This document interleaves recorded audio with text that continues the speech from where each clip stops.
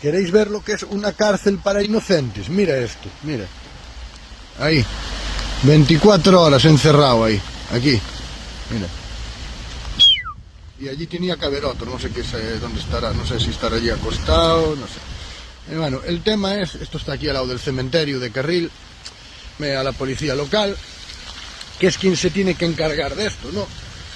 Y me dijeron que ya pasaron el aviso al ayuntamiento, que van a estudiar el caso. Bueno, esta es la finca, ese es el cementerio de Carril, y esos animales están ahí encerrados 24 horas del día, 7 días de la semana. Moví cielo y tierra ya, pero bueno, se lavan las manos. Bueno, no se lavan las manos, dicen que van a estudiar el caso, que lo pasan al concello, bla bla, pero...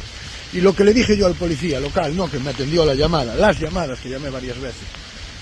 Si mi perro pisa la playa, al momento hay una patrulla, pero si hay aquí perros encerrados en esa mierda de jaula, no pasa nada. Esto es en España, así va todo de bien para los pobres animales. Qué impotencia, Dios mío, qué impotencia.